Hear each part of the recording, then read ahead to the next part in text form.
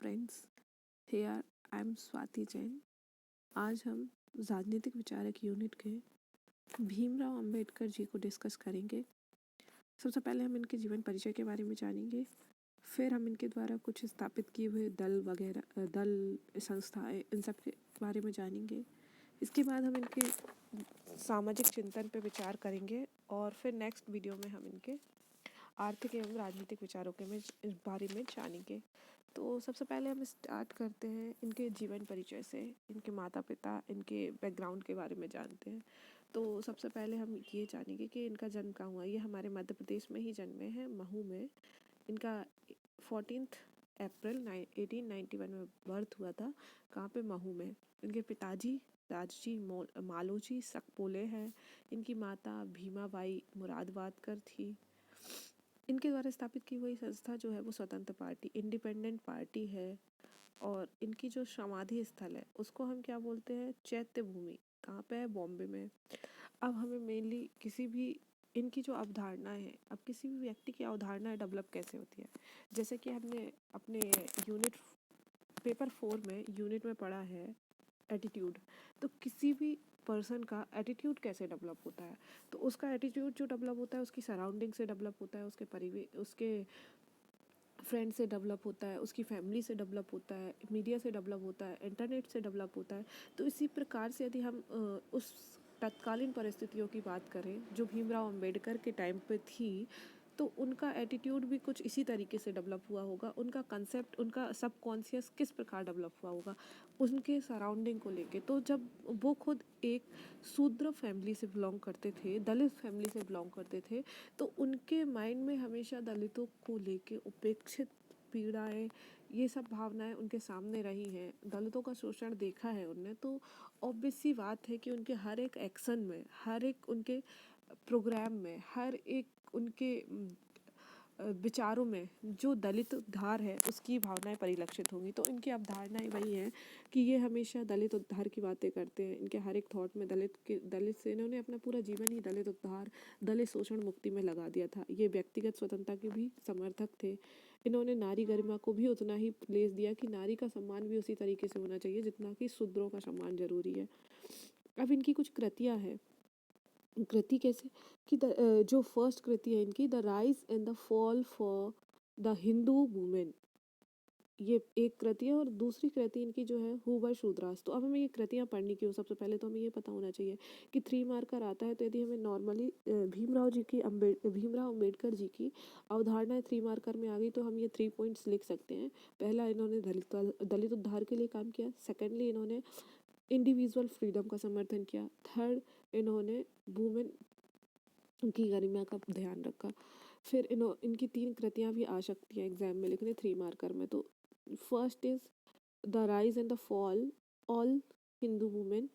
Second is who were Shudras. Third one is what Gandhi and Congress have done to the untouchable who were Shudras, जो पहले हम देख चुके हैं। Caste in India, Gandhi and Gandhism, the Buddha and his Dhamma. और फिर नेक्स्ट जो है अपनी वेटिंग फॉर द वीज़ा और ओरिजिन ऑफ अनटचेबल। इसके बाद हम इनके द्वारा स्थापित किए गए कुछ संघ देखेंगे, कुछ दल इनके द्वारा स्थापित किए गए हैं उनको देखेंगे। तो इनके भीमराव अंबेडकर जी के द्वारा स्थापित जो दल हैं वो है, इन्होंने 1942 के टाइम जब हमारे महात्मा गांधी और इनके बीच में डिस्प्यूट्स हो गए थे, तो महात्मा गांधी ने अपना हरिजन संघ इस्टेब्लिश किया था। और तभी उसी टाइम पे जो हमारे थोड़े समय बाद हमारे भीमराव अंबेडकर जी हैं, उन्होंने उस टाइम पे अपना दलित उद्धार के लिए जब वो पूना पैक्ट साइन हुआ था, उस टाइम पे गांधी जी ने हरिजन संघ का इस्टेब्लिशमेंट किया था। तो हमारे भीमराव अंबेडकर ने भी ऑल इंडिया लेवल पे एक SC जाति के लिए एक एसोसिएशन बनाया 1942 में, जो SC के लिए क्या काम करती है, उनके दलित उद्धार के लिए अपनी योजना, मतलब दलित उद्धार के लिए काम कर रही थी। ऐसी बहिष्कृत हितकारिणी महासभा का इनने इस्टेब्लिशमेंट किया था, बनाई थी 1924 को मुंबई में। तो इसका भी मेन उद्देश्य हमें पता होना चाहिए कि ये क्या करती है। तो ये भी जो बहिष्कृत लोग हैं, शूद्रास वगैरह दलित लोग हैं, उनके उनके हितों की रक्षा, उनके लिए सहयोग प्रदान करना, उनकी शिक्षा के लिए काम करना, वही सब काम इसने किया। इन्होंने एक इंडिपेंडेंट लेबर पार्टी 1936 में भी बनाई थी। और ये जो हमारे भीमराव अम्बेडकर थे, ये प्रारूप समिति के अध्यक्ष, कानून मंत्री ये भी रहे हैं। तो इसके बाद हम इनके हमारे जो भीमराव अम्बेडकर जी हैं, इनके हम सामाजिक चिंतन को समझेंगे। तो सामाजिक चिंतन इनका कैसा रहेगा, जैसे समाज से ये बिलोंग करते हैं, जैसे समाज में ये रहे होंगे, तो जैसा इन्होंने शोषण झेला होगा उसी के अकॉर्डिंग इनका थॉट डेवलप हुआ होगा। जैसे मैंने बोला कि कोर जो हमारी एटीट्यूड है उसमें दो पार्ट होते हैं। एक कोर जो हमारे कोर एरिया तक हमारे एटीट्यूड बना होता है, और एक होता है फेरिफेरल। तो कोर एरिया वाले थॉट्स जो इनने बचपन से देखे होंगे वही इनकी अवधारणाओं में परिलक्षित होंगे। तो सबसे पहले हम देखते हैं कि सामाजिक चिंतन में इनने क्या किया था। जैसा कि हमें पता है कि ये वर्ण व्यवस्था विरोधी थे। हम जैसे अदर थिंकर से कंपेयर करें इनको, तो जैसे यदि हम जवाहरलाल नेहरू को देखते हैं, तो जवाहरलाल नेहरू कहाँ एक अच्छी सोसाइटी से, मिडिल क्लास से बिलोंग करते हैं। तो वो कभी भी किसी भी वर्ण व्यवस्था के पूरी तरीके से उन्मूलन के समर्थक नहीं होंगे। वो कभी भी जमींदारी व्यवस्था के विरोधी नहीं होंगे, क्योंकि वो खुद ही उस व्यवस्था से बिलोंग करते हैं। तो ऐसा पॉसिबल ही नहीं है कि जो हमारे जवाहरलाल नेहरू हैं वो पूरे तरीके से वर्ण व्यवस्था के उन्मूलन, पूरे तरीके से जमींदारी उन्मूलन का समर्थन करें। लेकिन जो यहाँ पे हमारे जो भीमराव अम्बेडकर जी हैं, उनकी वो एक दलित फैमिली से बिलोंग करते हैं। तो वो दलितों के शोषण से मुक्ति के लिए जितना प्रयास हो सकेगा, जिस हद तक हो सकेगा, उनके थॉट्स में वही चीज़ लिख लेंगी, वही चीज़ परिलक्षित होगी।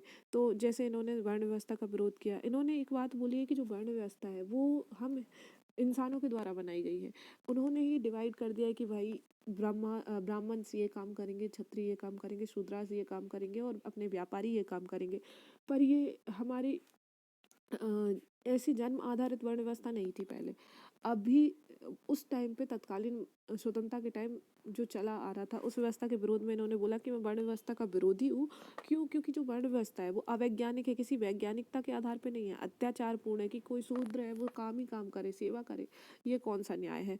संकीर्ण है, गरिमाहीन है, क्योंकि इसमें जो हमारे मैनुअल स्क्वेंजिंग वाले जो चीज़ें हैं, जो मैला उठाने वाले, वो सब चीज़ों के ये विरोधी थे और बोलते ये सब चीज़ें गरिमाहीन है और ये शूद्र ही क्यों करें। तो फिर इसके लिए उन्होंने बोला कि ये जो चीज़ है जाति व्यवस्था, ये समूह, और इसके कारण क्या हो सकता है, जो हमारे समूह हैं और जो हमारे कमज़ोर वर्ग हैं, इन सब के बीच में संघर्ष का कारण बन सकता है। और ये सब चीज़ें कहीं अदर विश्व में नहीं है, सिर्फ हमारे इधर ही है। ये होना भी नहीं चाहिए, कहीं विश्व में कहीं पे भी नहीं होना चाहिए वर्ण व्यवस्था का मतलब वर्ण व्यवस्था जैसी प्रथा। इनका बोलना यही था। सेकेंडली, इन्होंने जाति प्रथा का भी ऑब्वियस सी बात है विरोध किया है। अस्पृश्यता विरोधी थे ये। अस्पृश्यता के खिलाफ तो इन्होंने पूरे जीवन भर ही संघर्ष किया है, और उसके निराकरण के लिए इन्होंने कुछ कुछ बातें बोली हैं। इन्होंने ऐसा बोला कि जब तक शूद्रास एक प्लेटफॉर्म पे नहीं आएंगे, शूद्र और ब्राह्मण वगैरह सब एक प्लेटफॉर्म पे नहीं आएंगे, तब तक सामाजिक न्याय सुनिश्चित नहीं हो सकता है। तो इसके लिए इन्होंने बोला है कि हमें विशेष प्रकार की सुविधाएं प्रदान की जानी चाहिए, आरक्षण प्रदान किया जाना चाहिए जो हमारे अछूत लोग हैं, और उनके साथ अन्य वर्गों के समान व्यवहार करना चाहिए। उनको हर किसी के लिए समर्थन के हर किसी को एक समान अवसर प्रदान करना चाहिए। तो इन्हीं के प्रयासों का परिणाम है जो हम अपने संविधान में समानता का अधिकार देखते हैं, और उसमें आर्टिकल 14 और 15 का कंसेप्ट जो दिया गया है, वो कहीं ना कहीं हमारे अम्बेडकर जी के परिणामों का ही के प्रयासों का ही परिणाम है। इन्होंने जाति में बोला है कि यदि हम जाति व्यवस्था अपने समाज में रखेंगे तो क्या होगा, जो हमारी कार्य कुशलता है उसमें कमी आएगी, और हमारे जाति के आधार पर जो कार्य का वर्गीकरण है वो एक तरीके से निषेध है। क्योंकि आप किसी एक व्यक्ति की कैपेबिलिटीज़, हर कोई जो पर्सन है वो अलग टाइप की कैपेबिलिटीज़ के साथ पैदा होता है। कुछ जन्मजात वो अपने एनवायरनमेंट से अडॉप्ट करता है। तो आप कैसे किसी जाति को डिसाइड करके उसके कार्यों का निर्धारण कर सकते हैं? इससे तो हमारे ओवरऑल इकोनॉमी पे भी गलत इम्पैक्ट पड़ता है। और ये जाति व्यवस्था से निपटने के लिए इन्होंने अंतरजातीय विवाह को प्रोत्साहन करने की बात कही थी, और इन्होंने जाति व्यवस्था का निषेध किया था, और सामाजिक विद्वेष एवं घृणा ना फैले, इसके लिए इन्होंने बोला था कि आप जाति व्यवस्था जैसी चीज़ कोई समाज में नहीं होनी चाहिए।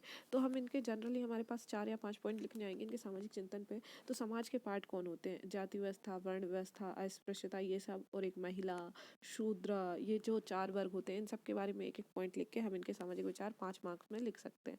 ठीक है। इसके बाद जो इनके महिला संबंधी विचार हैं उन पे हम ध्यान देते हैं, उन पे चर्चा करते हैं आगे। तो इनके जो महिला संबंधी विचार हैं उन्होंने हमेशा ही महिला के लिए भी समानता की बात कही और बोला कि महिला स्वतंत्रता उतनी ही इम्पोर्टेंट है जितनी कि नॉर्मल व्यक्ति पुरुषों के लिए स्वतंत्रता। स्त्री का जो जीवन होना चाहिए वो सम्मानपूर्ण जीवन होना चाहिए, उसको भी जीवन स्वतंत्रता, उसके भी स्वतंत्र जीवन जीने के लिए उसको भी शिक्षा का अधिकार मिलना चाहिए। ये सारी चीज़ों के ये हिमायती थे, पक्षधर थे। इन्होंने वही बोला कि स्त्री को पुरुषों के समान पुरस्कार समान अधिकार मिलना चाहिए। फिर इन्होंने जब हमारे कॉन्स्टिट्यूशनल असेंबली में डिबेट चल रही थी हिंदू कोड बिल को लेके, तो हिंदू कोड बिल को लाने में हमारे भीमराव अंबेडकर जी की बहुत बड़ी भूमिका रही है। तो उन्होंने उस टाइम पे क्या बोला था कि जो हमारी स्त्री हैं, हिंदू स्त्री हैं, उनको न्याय सम्मत व्यवस्था के लिए उत्तराधिकार, विवाह और जो कानूनों में लैंगिक समानता, इन सब चीज़ों की बात कही थी। इन्होंने बोला था कि एक हिंदू हिंदू जो कोड बिल है उसमें हम लाना चाहिए और जो हमारी स्त्रियां हैं उनको भी समान राइट मिलना चाहिए। हमारी स्त्रियों के लिए भी संपत्ति में अधिकार होना चाहिए। उत्तराधिकार के नियम के अनुसार इनको पुत्रों के समान वरीयता प्राप्त होनी चाहिए। ये सब बातें हमारे भीमराव अंबेडकर जी ने कही थी। अब शिक्षा के बारे में भीमराव अंबेडकर जी ने क्या कहा है। भीमराव अंबेडकर जी कहते हैं कि जो शिक्षा है वो जो कोई भी पर्सन जो डेवलप होता है, उसका जो पर्सनैलिटी डेवलप होती है, व्यक्तित्व विकास होता है, उसकी जो अंडरस्टैंडिंग होती है, उन सबको डेवलप कर सकती है। और ये ऐसा नहीं कि किसी एक कम्युनिटी को मिलना चाहिए। इस शिक्षा को प्राप्त करने के लिए किसी व्यक्ति को अपने व्यक्तित्व के विकास के लिए, अपने विकास के लिए शिक्षा को समान रूप से पाने का अधिकार है। ये मेनली इनका वो मानना था। और इन्होंने ऐसा बोला था कि जो हमारी शिक्षा है वो नैतिक और जन कल्याण की भावना से प्रेरित होनी चाहिए। और जो क्योंकि जब ये नैतिक और जन कल्याण की भावना से प्रेरित होगी, तो जैसी ये शिक्षा नैतिक होगी, मौलिक होगी, तो हमारा चरित्र का निर्माण भी नैतिक और मौलिक चरित्र का निर्माण होगा, जो हमारे आज आज की जो वर्तमान परिस्थितियां हैं वहाँ भी कहीं हद तक प्रासंगिक है। और जो शिक्षा है उसमें वही मैंने जैसे बता दिया कि जातिगत और शिक्षा प्राप्त करने के लिए जातिगत भौगोलिक बाधाएं नहीं होनी चाहिए। तो इसी का जो रिजल्ट हमको दिखता है कि 21A के अकॉर्डिंग हमारा जो शिक्षा का अधिकार प्रदान किया गया, ऑल्दो ये अभी एलिमेंट्री एजुकेशन के लिए दिया गया है, पर हमारी सरकार के प्रयास जारी हैं। तो ये हो सकता है कि हमारा सार्वभौमिक मौलिक अधिकार बन जाए कुछ समय बाद। फिर इसके बाद यदि हम अधिकारों के संबंध में इनके विचार देखें, तो इन्होंने बोला कि ऐसा नहीं कि आपको अधिकार मिल गए तो आप सर्वोपरि हो गए। आपके जिस प्रकार आपके अधिकार हैं उसी प्रकार आपके कुछ कर्तव्य भी हैं, आपके कुछ दायित्व भी हैं। आपको उन कर्तव्यों का पालन भी करना चाहिए, क्योंकि जो हमारे अधिकार हैं और कर्तव्य हैं, दोनों एक दूसरे के पूरक है। अतः हमें अपने अधिकारों के साथ साथ कर्तव्यों पे भी उतना ही ध्यान दिया जाना चाहिए। अब हम एक चीज़ और देखते हैं इसके आगे कि जो हमारे महात्मा गांधी जी थे और हमारे भीमराव अंबेडकर थे। जैसा कि मैंने बोला था कि अब किसी दो थिंकर के आपको कंपैरेटिव स्टडी भी आ सकती है, जैसे गांधी जी और टैगोर पे कंपैरेटिव स्टडी आ सकती है, महात्मा गांधी और अपने भीमराव अंबेडकर पे भी कंपैरेटिव स्टडी आ सकती है। तो हम इन दोनों के विचारों के बारे में देखेंगे। तो जैसे हमारे गांधी जी थे, इनका मेनली एक ही चीज़ था कि हमको जन समर्थन प्राप्त करना है। ये इनके आने के बाद भी हमारा जो राष्ट्रीय आंदोलन था वो पूरा जनोन्मुखी हो गया था। जैसे कि पहले आपको पता है कि जैसे उग्रवादी विचारधारा, उदारवादी विचारधारा के टाइम पे जो हमारे उदारवादी लोग थे वो हमेशा मिडिल क्लास की बातें करते थे, मिडिल क्लास के समर्थन में राष्ट्रवाद को बढ़ाना चाहते थे। उसके बाद जो हमारे उग्रवादी दल आया 1905 से, तो उस समय उन लोगों का थोड़ा जन समर्थन की ओर रुझान बढ़ा। लेकिन जैसे ही हमारे महात्मा गांधी जी आए, महात्मा गांधी जी के आने के बाद जब हमारा 1917 का अपना चंपारण आंदोलन हुआ, उसके बाद हमारा अहमदाबाद मिल आंदोलन हुआ, उसके बाद जो हमारा खेड़ा आंदोलन हुआ, उस समय हमारा जो आंदोलन था, और फाइनली जाके जो हमारा रॉलेट एक्ट वाला सिस्टम आया, उसके बाद जो हमारे असहयोग आंदोलन आया, उसमें तो पूरे तरीके से हमारी महिलाओं ने भी पार्टिसिपेट किया और हमारा जो राष्ट्रीय आंदोलन था वो पूरे तरीके से इस जनोन्मुखी हो गया। उसी प्रकार जो हमारे अब भीमराव अंबेडकर जी थे वो भी कहीं ना कहीं जनोन्मुखी ही बातें करते थे। जिनके जहन में लोकतंत्र की भावना थी, वो लोकतंत्र के पक्षधर थे। तो उनका भी मानना ये था कि हर एक वर्ग हमारे देश की स्वतंत्रता में भाग ले और हर एक वर्ग को समान अधिकार प्राप्त हो। तो इसी परिप्रेक्ष्य में ये अस्पृश्यता और जाति प्रथा दोनों के विरोधी थे। पूरे तरीके से ये सामाजिक न्याय और एकता को सुनिश्चित करना चाहते थे। और इन्होंने जो महात्मा गांधी थे और ये थे, दोनों का उद्देश्य सेम था, दोनों ही सोशल जस्टिस देना चाहते थे, दोनों ही यूनिटी की बात करते थे, पर महात्मा गांधी का तरीका अलग था और इनका तरीका अलग था। ये समान संरक्षण, समान आरक्षण और क्रांति की बातें करते थे, लेकिन महात्मा गांधी मध्य मार्ग पे चलते हुए दलित उद्धार के लिए कार्यक्रम चलाना चाहते थे। और ये पूर्ण तरीके से महात्मा गांधी जाति व्यवस्था के विरोधी नहीं थे, लेकिन जो हमारे भीमराव अंबेडकर थे तो वो तो जाति व्यवस्था को अभिशाप मानते थे। उनका मानना था कि छूताछूत जैसी चीज़ तो होना ही नहीं चाहिए, क्योंकि ये छूताछूत जैसी चीज़ों के कारण बहुत सारे जो लोग हैं वो शोषण का सामना कर रहे हैं।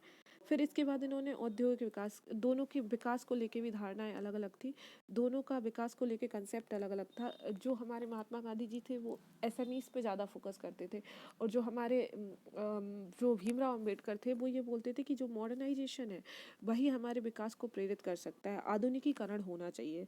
मगर जो हमारे महात्मा गांधी थे वो सिर्फ एसएमई के पक्षधर थे। अब सामाजिक न्याय के लिए कुछ कुछ बातें कही हैं जो हम नेक्स्ट वीडियो में देखते हैं। तो आज की वीडियो के लिए इतना ही था। Please like and subscribe my channel and thank you.